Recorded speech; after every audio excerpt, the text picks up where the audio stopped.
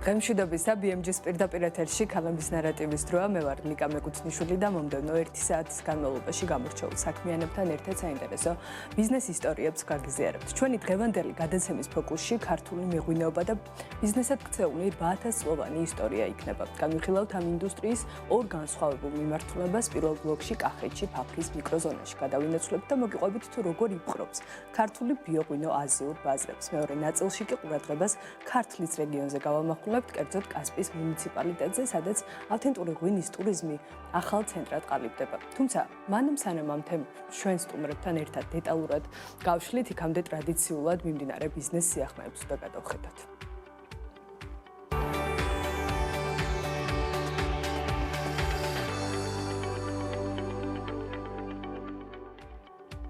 საქართველოს მთავრობამ 2026 წლის ეკონომიკური ზრდის პროგნოზი 6.3%-მდე გაზარდა. ამის შესახებ ფინანსთა მინისტრის პირველმა მოადგილემ გიორგი კაკაურიძემ პარლამენტში კომიტეტების გაერთიანებულ სხდომაზე განაცხადა. მისი თქმით, პირველი 4 თვის ეკონომიკური ზრდის გათვალისწინებით, რაც 1.3%-ში შეადგენდა, გადაიხედა მთლიანად 2026 წლის ეკონომიკური ზრდის პროგნოზი და ის 5-დან 6.3%-მდე გაიზარდა.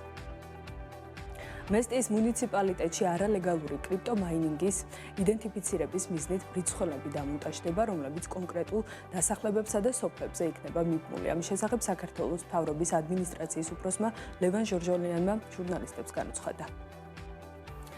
სახელმწიფო შესყიდვების სააგენტომ სასკოლო სახელმძღვანელოების ბეჭვდის მიზნით კონსოლიდირებული ტენდერი გამოაცხადა. ტენდერის სავარაუდო ღირებულება 4.997.709 ლარი იქნება და მოიცავს დაწყებითი, საბაზო და საშუალო საფეხურების მოსწავლის წიგნების, მოსწავლის მეუღლებისა და მასწავლებლების წიგნების ბეჭვდას ასევე მიწოდებას. სინგაპურული კვლევითი ცენტრის მიერ მომზადებული Chandler Good Government Index-ში, ანუ ჩენდლერის კარგი მმართველობის ინდექსში საქართველოს პოზიცია გაუარესებულია. 2026 წლის ინდექსში საქართველო 53 ადგილამდე ჩამოქვეით და მაშინ როცა წინა წლის ინდექსში ქვეყანა მე-40 ადგილას იყო.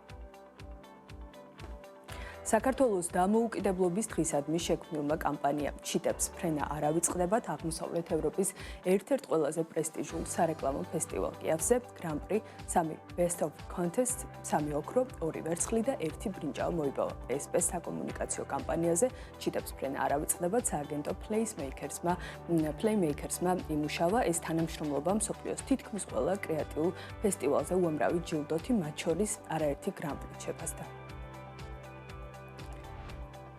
Kiev International Advertising Festival-ზე საერთაშორისო აღიარება მოიპოვა თეგედა ჰოლდინგის საგაზაფხულო კამპანიამაც სახელწოდებით „ქალი მართავს“. უკრაინის პრესტიჟულ კრეატიულ დაჯილდოებაზე თეგედას კამპანიამ სარეკორდო რაოდენობის ჯილდო 1 ოქრო, 5 ვერცხლი და 5 ბრინჯაო დაიმსახურა.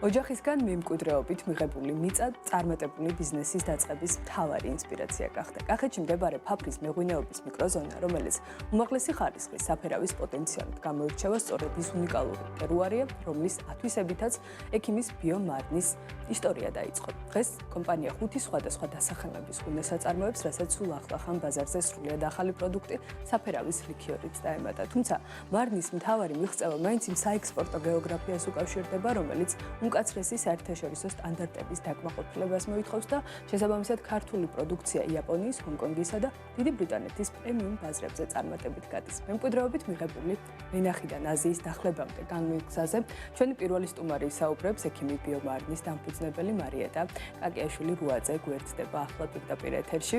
მოგესალმებით. მოგესალმებით. ძალიან დიდი მადლობა თქვენი დროისთვის, სტუმრობისთვის და პრინციპში ახლა კადრშიც ვხედავთ იმ არაერთ სახეობის თქვენს პროდუქციას, ასევე ჯილდოს, რომელიც როგორც ჩანს ამყარებს თქვენს ხარისხს და ამაზეც მინდა რომ აუცილებლად ვისაუბროთ, თუმცა ოდნავ მოგვიანებით. მარიეტა, პირველ რიგში მინდა რომ თქვენი და აი ამ კომპანიის ისტორიით დავიწყოთ, იმიტომ რომ სახელიდანაც ჩნდება ძალიან ბევრი კითხვის ნიშანი, რა აკავშირებს ექიმს ღვინოსთან და ზოგადად ეს სინერგიაც როგორ მოხდა, როგორ დაიწყო ეს ისტორია? დიახ.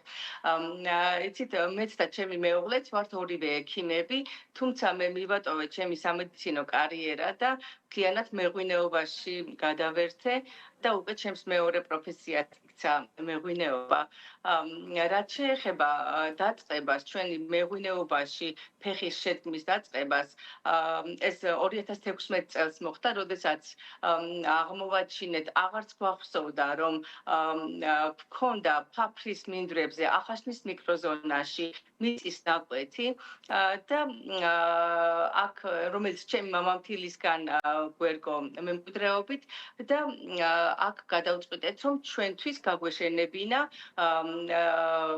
ბიომეთოდებით მოვლილი ვენახი და მხოლოდ ჩვენთვის ყოფილიყო ეს, რომ კარგი ღვინო დაგველია. იმ დროს შედარებით პრობლემა იყო. ან ძალიან ბევრი უნდა გადაეხადა ადამიანს კარგი ღვინის დასალევად, ან კიდევ უნდა თვითონ მოეყვანა ასეთი ვენახი უნდა გაეზარდა. და თუმცა ახლა შეიცვალა სრულად, მრავალი მაღალხარისხიანი ღვინო არის ბაზარზე.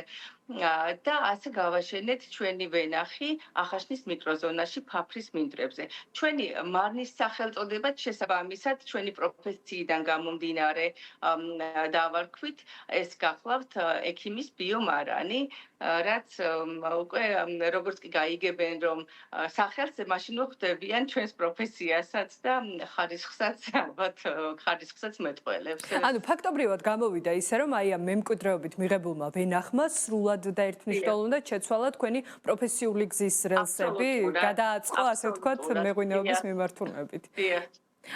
მარიეტა, ფაფრის მინდვრები ზოგადად ჩვენთვისაც, ჩვენი მაყურებლისთვისაც ცნობილია როგორც გამორჩეული ტერუარით, სადაც სპეციფიკური, საკმაოდ ნიშური ღვინის წარმოება არის შესაძლებელი. ესეც გახდა თუ არა ბიძგი და იცოდით თუ არა მათ შორის მიწის დამუშავების პროცესში, რომ თქვენ სრულად და ერთმნიშვნელოვნად პრემიუმ ხარისხის ღვინის წარმოებაზე უნდა გქონოდათ აქცენტი.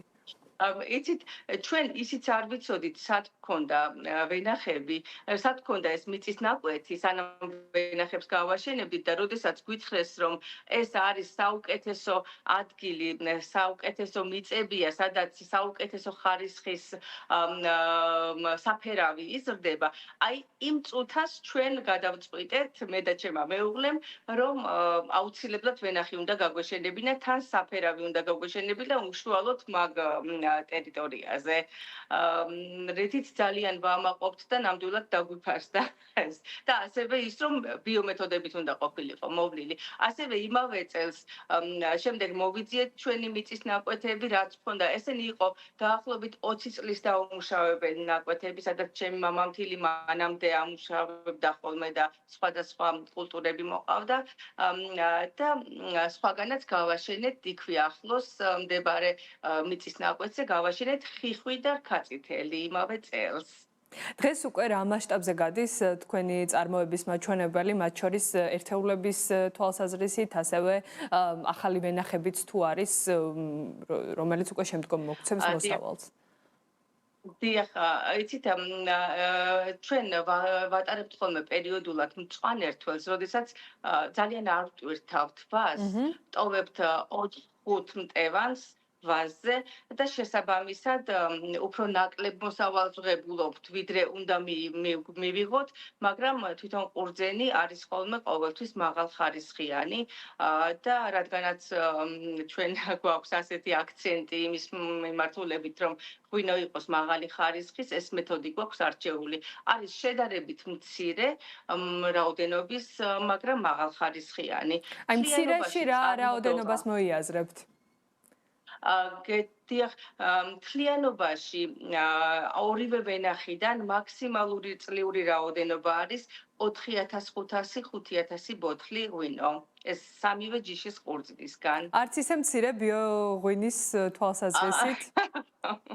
კი, თავიდან მხოლოდ ქვევრის ღვინოს ვაყენებდით, ტრადიციულად ჩვენი ტრადიციული მეთოდით ქვევრის დავარგებით 6 თვის განმავლობაში ან მეთხას ჭაჭაზე, მაგრამ შემდეგ, როდესაც უკვე გაჩნდა ინტერესი შედარებით მსუბუქი ტიპის ღვინოზე, გადავწყვიტეთ, რომ ევროპული მეთოდითაც გვეცადა და დავაყენეთ ასევე ევროპული მეთოდით უფრო მცირე ხნით ჭაჭასთან კონტაქტით და ასევე დავავარგეთ გარკვეული ღვინოები კასრშიც, მუხის კასრში.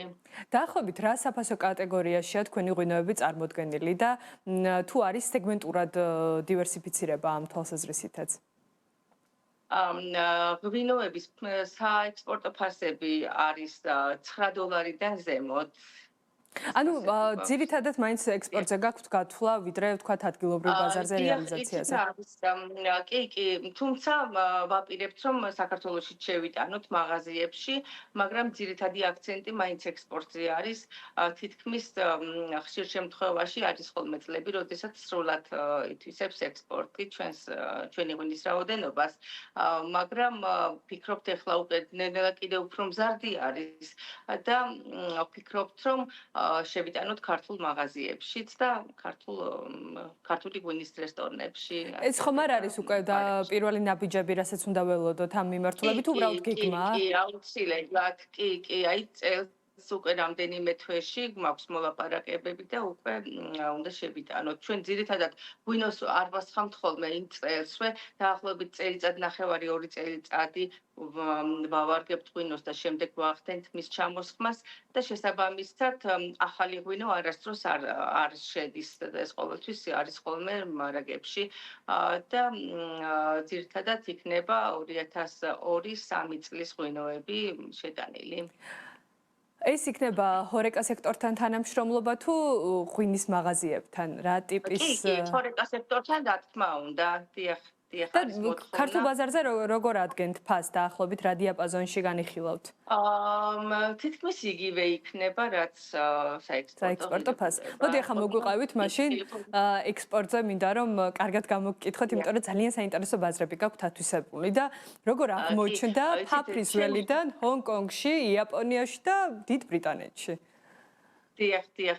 იცით, ჩემი სულ პირველი გამოფენაში მონაწილეობა იყო 2022 წელს, როდესაც FinExpo Georgia-ს გამოფენაზე მივიღე მონაწილეობა და პირველივე დღეს დაინტერესდა ჩემი ღვინით იაპონელი ექსპორტიორი.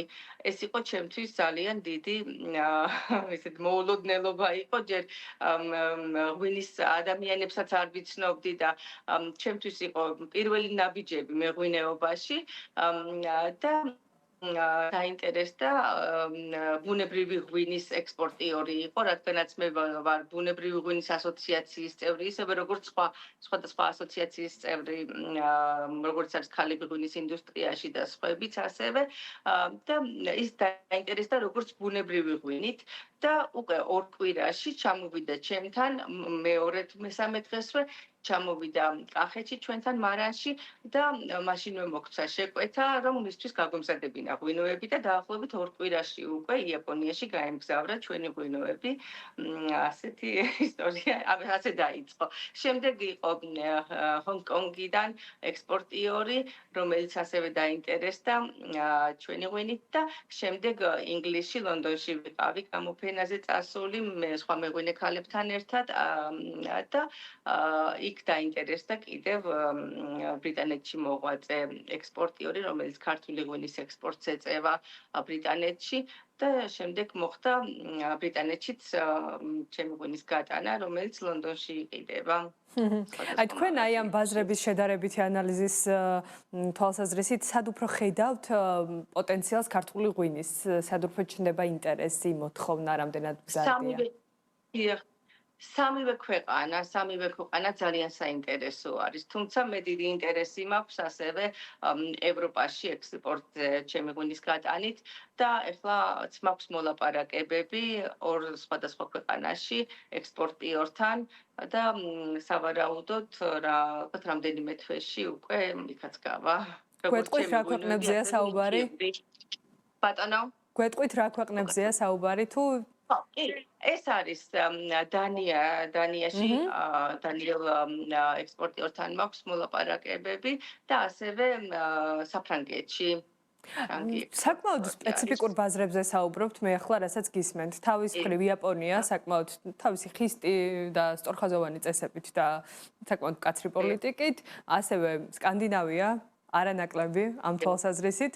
როგორ ახერხებთ და რამდენად რთულია აი ამ ბარიერების დაწლევა მცირე მარნისთვის? იცით, საბედნიეროდ მე გამიმართლა და ისე მოხდა, რომ ძალიან ესე ხელი შემეწყო იმაში, რომ ეს ბაზრები მომეძიებინა და გამეტანა ამ ბაზრებზე ჩემი ღვინო. თუმცა მრავალი დაბრკოლებაც თავისთავად არსებობს, რა თქმა უნდა. აი რა არის ის, რაც აფერხებს განვითარებას ინდუსტრიის თქვენი გადმოსახედიდან და რა სჭირდება სექტორს? რომ მეტად განვითარდეს, მეტად გაშალოს ფრთები მათ შორის საერთაშორისო ასპარეზზე. იცით, აი მე ვფიქრობ, რომ მცირე მარნებს განსაკუთრებით სჭირდება სხვადასხვა ხელშეწყობა. თვითონ ინფრასტრუქტურის განვითარებისთვის, ძირითადად თვით მარნების მეპატრონეებს გვიწევს ამ ყველაფრის გაკეთება, მაგრამ ამ ხრივაც რომ იყოს ხელშეწყობა, ძალიან ბევრი მარანი ძალიან დიდ წარმატებას მიაღწევდა. განადგარების სახით, თუ შესანახი ჭურჭლის სახით, თუ ასეთი ხელშეწყობას გულისხმობ, ეს ძალიან მნიშვნელოვანი არის განსაკუთრებით მცირე მარნებისთვის. ძალიან დიდი მადლობა. სხვა მხრივ, იცით, პოპულარიზაცია საკმაოდ კარგად არის ღვინის ეროვნული სააგენტოს მიერ და მაქსიმალურად ხდება ქართული ღვინის პოპულარიზაცია. მე მქონდა შემთხვევა, როდესაც ჩემი ღვინო ერთ-ერთ დეგუსტაციაზე გაიგზავნა ამერიკაში და იქიდან გამომეხმაურა ამერიკელი ექსპორტიორი, რომელთანაც ეხლაც მაქვს კიდევ მოლაპარაკებები, ალბათ სავარაუდოდ ამერიკაში. ოღონდ ცოტა შორეული ეს არის გეგმა არის ეს. წარმატება ყველა იმ ბაზარზე, რომელზეც ხართ და რომლის ათვისებასაც გეგმავთ და ჩვენ მოვიკითხავთ აუცილებლად ახალი საექსპორტო გეოგრაფიების შედეგებს. მარიტა კაკიაშვილი რუაძე, ექიმი ბიომარნის დამფუძნებელი იყო ახლა ჩვენთან ერთად. მადლობა მას საინტერესო ისტორიის გაზიარებისთვის. ჩვენ კი სანამ რეკლამაზე გავალთ, კიდევ ერთი საინტერესო თემა უნდა შემოგთავაზოთ, ასევე ღვინის ინდუსტრიაზე სწორებით ამჯერად გლობალურ ჭრილში განვიხილავთ ინდუსტრიას, რომელიც სტაბილურად ვითარდება და მოთხოვნა როგორც პრემიუმ, ისე ყოველდღიური მოხმარების პროდუქციაზე კვლავ მაღალია. 2026 წლის მონაცემებით ბაზარზე რამდენიმე მსხვილი კორპორაცია დომინირებს, რომელიც წარმოების მასშტაბებითა და გეოგრაფიული არეალით გლობალურ ტენდენციებს განსაზღვრავენ. არიან მსოფლიოს უმსხვილესი ღვინის მწარმოებლები, გთავაზობთ ჩვენს ვიდეო ისტორიას. რეკლამის შემდეგ კი კვლავ ღვინის თემით დაგვიბრუნდებით პირდაპირ ეთერში. ღვინის წარმოება და მოხმარება მსოფლიოში მრავალ საუკუნოვან ტრადიციებს ეფუძნება. გლობალურად სხვადასხვა კონტინენტზე მილიონობით ადამიანი ღვინოს ყოველდღიურად მიირთმევს. ბოლო მონაცემებით მსოფლიო მასშტაბით ინდუსტრია წარმოუდგენელი სისწრაფით ვითარდება. მომხმარებელი როგორც პრემიუმ კლასის, ისე ყოველდღიური მოხმარების ღვინოებს აქტიურად ყიდულობს. 2026 წლისთვის გლობალურ ბაზარზე რამდენიმე გიგანტი კომპანია დომინირებს. მსოფლიოში ღვინის ყველაზე დიდი მწარმოებელი კომპანია E&G Gallo Winery-ია. ამერიკის შეერთებულ შტატებში, კერძოდ კალიფორნიის შტატის ქალაქ მოდესტოში მდებარეობს. ეს უზარმაზარი საოჯახო ბიზნესი 1923 წელს დაფუძნდა. კომპანია ყოველწლიურად დაახლოებით მილიარდზე მეტ ბოთლ ღვინოს აწარმოებს. ეს რაოდენობა გლობალური მიწოდების თითქმის 3% შეადგენს. ის თავის პროდუქციას ძირითადად კალიფორნიის, ვაშინგტონისა და ნიუ-იორკის შტატებში ამზადებს. კომპანია ამერიკაში რამდენიმე ათასი ჰექტარ ვენახს ფლობს. ეს კორპორაცია წარმოებულ სასმელებს მსოფლიოს 90-ზე მეტ ქვეყანაში ყიდის. მეორე პოზიციაზე ასევე ამერიკული კორპორაცია The Wine Group-ია. ამ კომპანიის სათაო ოფისი კალიფორნიის ქალაქ ლივერმორში მდებარეობს. იგი როგორც დამოუკიდებელი ერთეული ბაზარზე 1991 წელს დაფუძნდა. ბოლო წლებში განხორციელებული შენაძენების შემდეგ კომპანია წელიწადში ასობით მილიონ ბოთლს ასხამს. კომპანია პროდუქტს კალიფორნიაში, ნიუ-იორკსა და ავსტრალიაში აწარმოებს. ხოლო ბოლო პერიოდში კომპანიამ დამატებით 2600 ჰექტარი ვენახი შეიძინა. ამით მისი საერთო სავარგულების ფართობი 1000 ჰექტარს აჭარბებს. The Wine Group-ი საკუთარ პროდუქციას როგორც ამერიკის შიდა ბაზარზე, ისე საერთაშორისო მასშტაბით მთელ მსოფლიოში ყიდის. მესამე უმსხვილესი მოთამაშის ადგილს ფრანგული კომპანია Castel Frères-ი იკავებს. ევროპული გიგანტის სათაო ოფისი საფრანგეთის ისტორიულ რეგიონში ბორდოში მდებარეობს. ბიზნესი ძმებმა კასტელებმა 1959 წელს დააფუძნეს. ის ყოველწლიურად დაახლოებით 53 მილიონ ყუთ ღვინოს აწარმოებს. საწარმოო პროცესები ძირითადად საფრანგეთის სხვადასხვა რეგიონში და აფრიკის ქვეყნებში მიმდინარეობს. კორპორაციას საფრანგეთსა და აფრიკაში ჯამში 3000 ჰექტარზე მეტი ვენახი ეკუთვნის. ფრანგული კომპანია საკუთარ ღვინოებს ევროპაში, აფრიკასა და აზიაში, განსაკუთრებით კი ჩინეთის ბაზარზე მასიურად ყიდის. მეოთხე პოზიციას ავსტრალიური გიგანტი Treasure Wine Estates ინარჩუნებს. ამ კომპანიის მთავარი ოფისი ავსტრალიის ქალაქ მელბურნში მდებარეობს. მიუხედავად იმისა, რომ მისი ისტორიული ფესვები მე-19 საუკუნიდან იწყება, თანამედროვე სახელით ის 2011 წელს დარეგისტრირდა. კორპორაცია ყოველწლიურად 10 მილიონ ყუთ პრემიუმ კლასის ღვინოს აწარმოებს. ის საკუთარ სასმელებს ავსტრალიაში, ახალ ზელანდიაში, ამერიკის შეერთებულ შტატებსა და საფრანგეთში ამზადებს. კომპანია გლობალურად 10,000 ჰექტარზე მეტ ვენახს ფლობს. ავსტრალიური ბრენდი საკუთარ პროდუქციას ამერიკაში, ევროპაში და აზიის ქვეყნებში ფართოდ ყიდის. მეხუთე ადგილს სამხრეთ ამერიკის უდიდესი კომპანია Concha y Toro იკავებს. წარმოებლის სათაო ოფისი ჩილეს დედაქალაქ სანტიაგოში მდებარეობს. ისტორიული კომპანია 1893 წელს შეიქმნა. ბოლო მონაცემებით კომპანია წელიწადში დაახლოებით 33 მილიონ ყუთზე მეტ ღვინოს ასხამს. წარმოების მთავარი ლოკაციები ჩილეში, არგენტინასა და შეერთებულ შტატებში ფუნქციონირებს. ეს კორპორაცია სამხრეთ და ჩრდილოეთ ამერიკაში საერთო ჯამში 12,000 ჰექტარ ვენახს მართავს. ჩილური გიგანტი Concha y Toro წარმოებულ სასმელს მსოფლიოს 140-ზე მეტ ქვეყანაში წარმატებით ყიდის.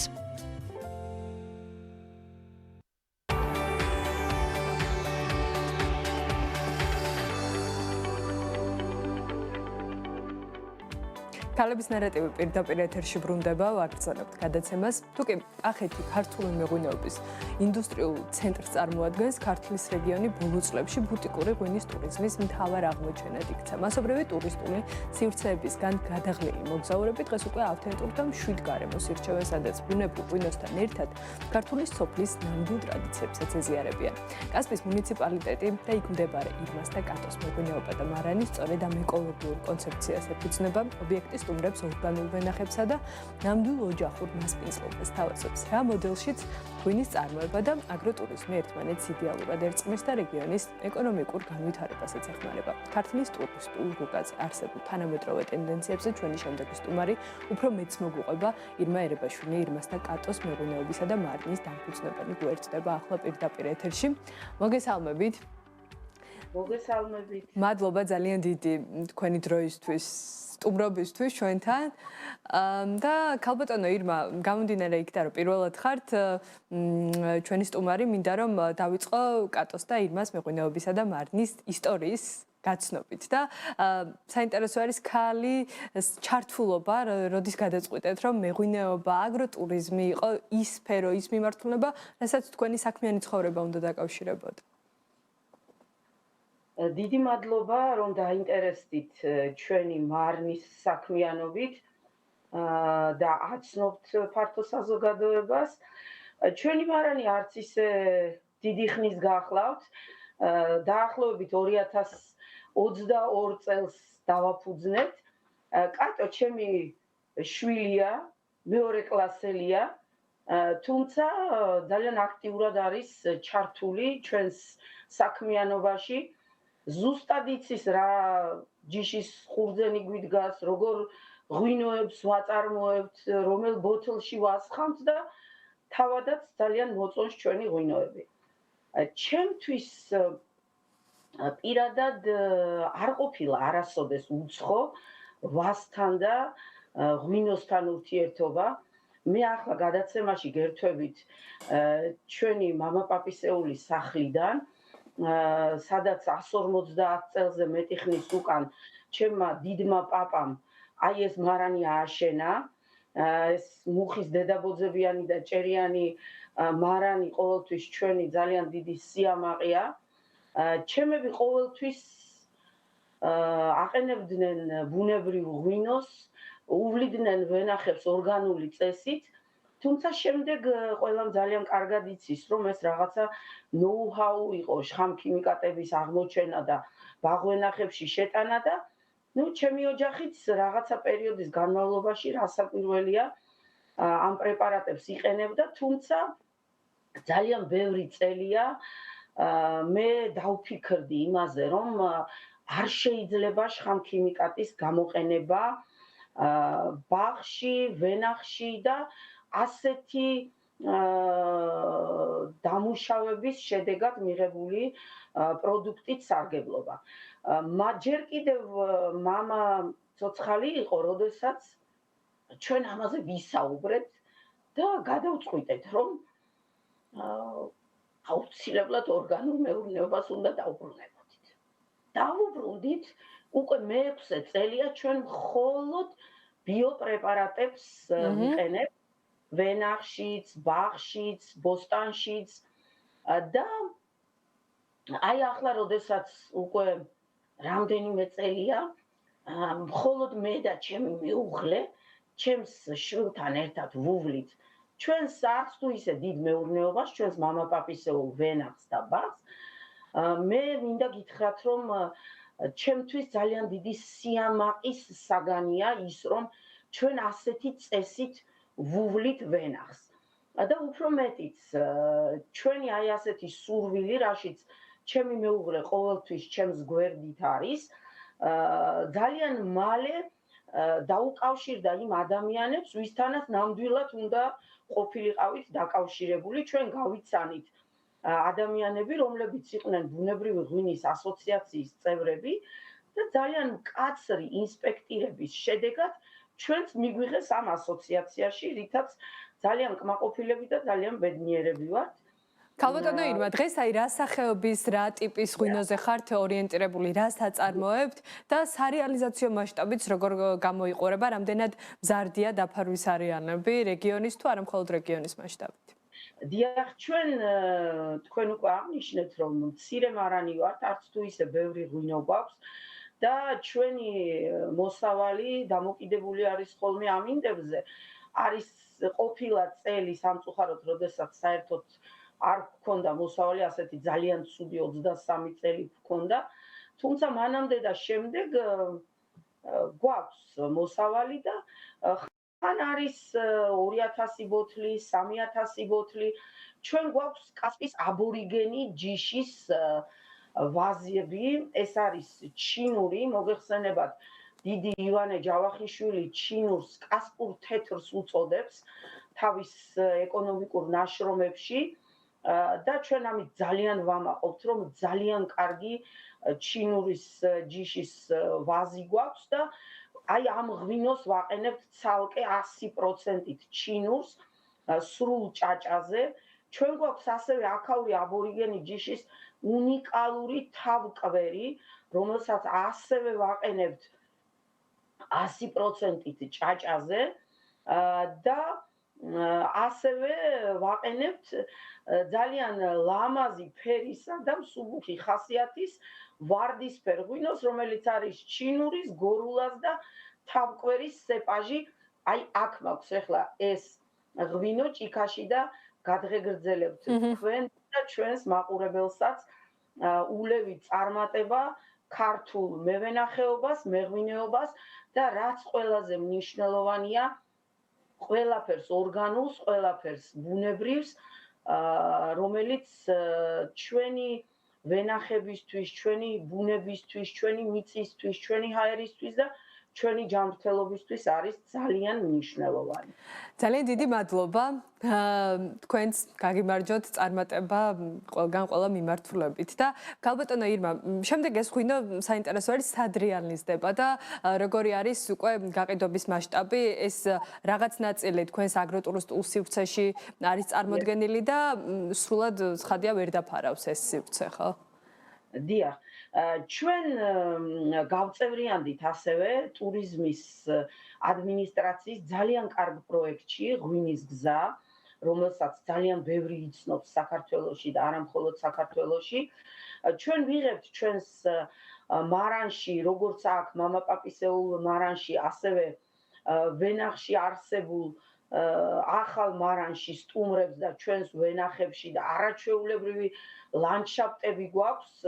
მდინარე ლეხურის ზემოჭალაშია ჩვენი ვენახები და უკან წლევის ტყის ფერდობები და მთები გვაქვს და ძალიან მოწონთ ჩვენთან მოსულ სტუმრებს. თუმცა ჩვენი ღვინოები ძალიან მოკრძალებულად, მაგრამ ონლაინ პლატფორმებზე გვაქვს წარმოდგენილი. იყო ადრე ველისტორზე და ახლა არის 525 ვაინზე, სადაც მხოლოდ ბუნებრივი ღვინოები იგდება. კი ბატონო.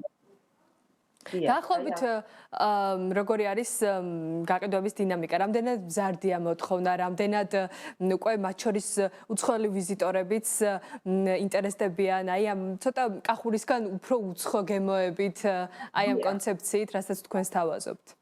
დიახ, რასაკვირველია, ეს ყველასათვის ცნობილია, რომ ქართლის ღვინოები უფრო დაბალანსებული, უფრო მსუბუქი ღვინოებია. კი ბატონო.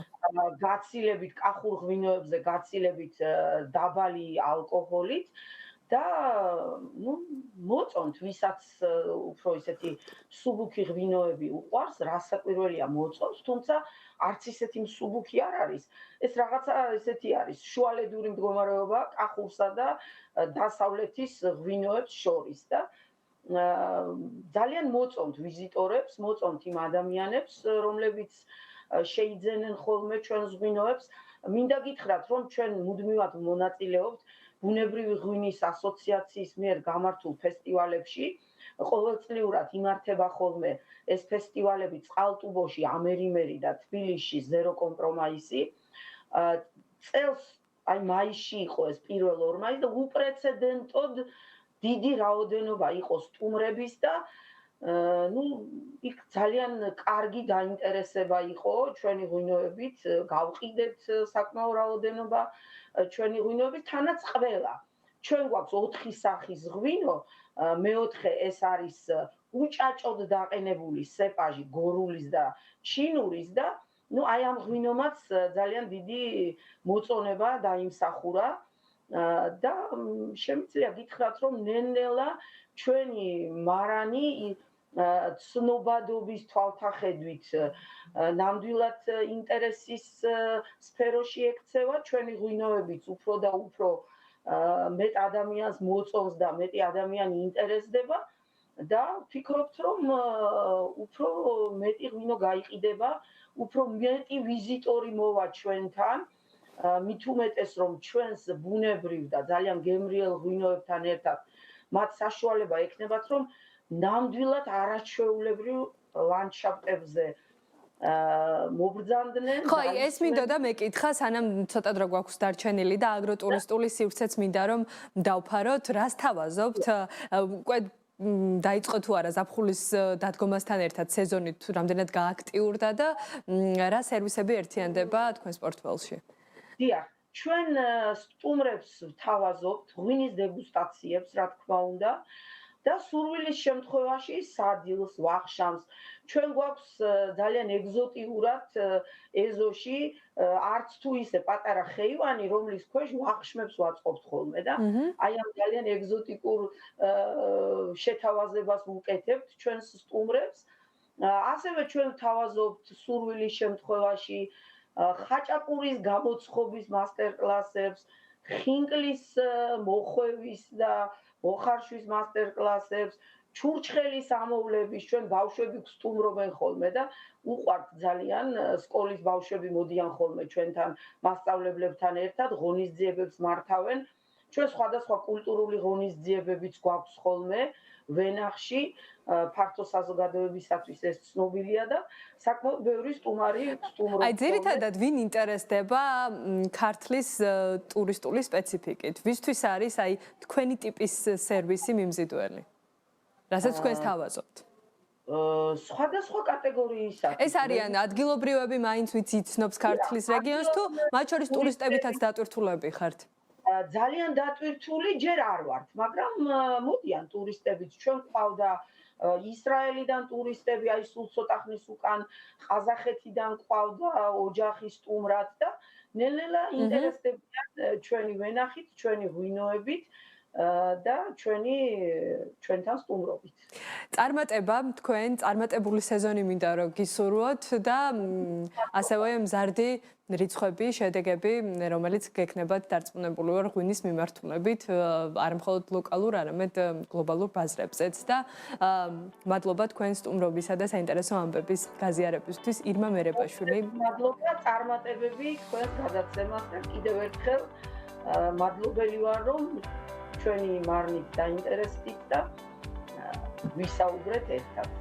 მადლობა ირმა მერებაშვილი, ირმას და კატოს მეღვინეობა და მარანის დამფუძნებელი იყო ჩვენთან ერთად და ბოლოს ვიდრე დაგემშვიდობებოდით, კიდევ ერთი თემა უნდა შემოგთავაზოთ. მართალია, შეერთებული შტატები ულტრამდიდრების რაოდენობით ისევ კონკურენტოა, თუმცა კაპიტალის დაგროვების ტემპით ლიდერობას ისეთი ქვეყნები იბარებენ, რომლებსაც მილიონერების სიაში ბევრი საერთოდ არ ელოდა. სად და რატომ გენერირდება დღეს ყველაზე სწრაფად ათეულობით მილიონი დოლარის ქონება და როგორ გამოიყურება გლობალური სიმდიდრის განახლებული რუკა და იცოდით თუ არა, რომ ყველაზე მეტი ულტრამდიდარი ამ ქვეყანამ მოიმატა. ხო და მოდი გავერკვევთ, რატომ იზრდება ულტრამდიდრების რიცხვი ყველაზე სწრაფად პოლონეთში. დეტალებს ჩვენი სიუჟეტიდან გაიგებთ.